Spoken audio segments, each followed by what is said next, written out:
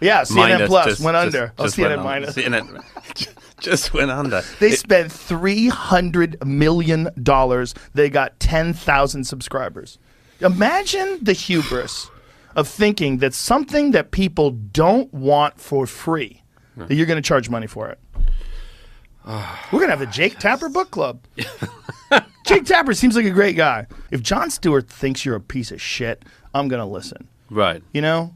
But if Brian Stelter doesn't like you, that doesn't mean anything to me. One of my rules, I try and never be mean about people because of their appearances.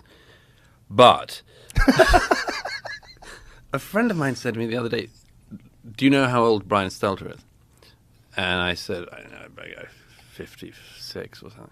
He said, look it up on your phone. He's like 34 or something. Something nuts. I couldn't stop laughing for the rest of the evening. I just couldn't stop laughing. I don't know what... Everything about the guy is strange. Everything about Very strange. His pattern of communication is so strange. It's like, do you listen to other people? Yeah. They talk very differently than you. Yes, he has that, Yeah. And also, Crystal Ball from Breaking Points was making fun of him the other day. She's like, why does he sit like this? Because you ever notice, he sits like this. Douglas Murray has a book out. It's called The War on the West, and it's terrible. The War on the West. Is that really what's going on? One of my favorite moments was him with Barry Weiss, where Barry Weiss... And he, how has the world gone crazy? Oh, yes. And she just rattles She was really off good, one after another after another. That's right. Yeah, when you say silence is violence, when actual violence is violence, the world has gone crazy. Yeah. The world's gone mad. And she just... For those of you guys that don't know, CNN Plus was an attempt by CNN to make a news-based streaming service similar to other platforms that would be available, kind of on demand without having to sign a cable contract. In theory, you would think that would be a good idea, but it was incredible when it was a failed endeavor. By a long shot failed. Like Joe mentioned, $300 million was invested in advertising and like customer acquisition alone. And they only acquired like 10,000 subscribers. So you're talking about a huge waste of money. And what surprises me is that it took them $300 million to see that it wasn't going to work. Like I would say throw $1 million at it. If you're seeing that the conversion rates and stuff are much lower than industry standard, it's just not a good time. It's just not a good product. Speaking of time, also, Netflix is having a really hard time, and they actually have decent shows.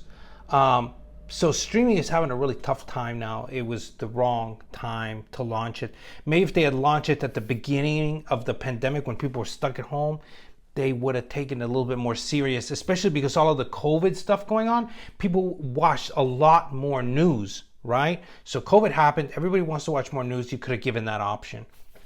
You're thinking, but why would I pay for it? Well, I think that if you think about it, right, it goes back to like the cable subscription. But before it was available for free. That's what Joe was saying. So it didn't really make a lot of sense. Like, for example, I watch a lot of Fox Business. It's only for Stuart Varney. I like his program. You can't get that program unless you have a cable subscription, right? Like even if you get it through Hulu or one of these places, you're still paying the $60, $70 for the full cable package. So if specifically Fox Business did a subscription on-demand service specifically for that one channel or whatever, I probably would pay it because right now I'm paying for a full cable package just for Fox Business because those business channels are the only ones I watch. I don't watch regular TV because I can't stand the commercials. So anyway, that's the idea. And I say that it's just a really tough industry. I see that since the pandemic happened, there's been a real slowdown on production of shows. So it's really hard to find good things to watch. And I do the trials, like I just did a Showtime trial just so I could watch the new Dexter. Then I maybe do the HBO Max trial so I can watch this one show. And then, I chug it. I shotgun the show within the free trial week and then I get off. But for now, like I said, I think I got Disney Plus. I got a kid. What are you going to do? And Disney Plus is actually one of the better ones if you're into that. They also have stuff that's more adult oriented. And I watch the Marvel movie stuff, so I don't know. Anyway, I'm not going to drag this video on and on. But really, like, you know, when you have a 100 million, 100 billion, whatever business, you have access to some of the greatest minds of the world, right? The business minds, marketing minds, all this stuff. And you put them in a room and you can't come up with something that does better than 10,000 subscribers for $300 million. Honestly, I'm not trying to brag, but you gave me $300 million. I could get you more than 10,000 subscribers, for the love of God. You know, there just wasn't value there. Anyway, what do you guys think about this failed venture? Do you think it's just nonsense, nobody's going to pay for news stuff? Or do you think it's just CNN because CNN's viewership is going down? Nobody wants to watch CNN anyway, right? So anyway, that's all I got to say about that. Thank you guys for watching. As always, buy red, sell green.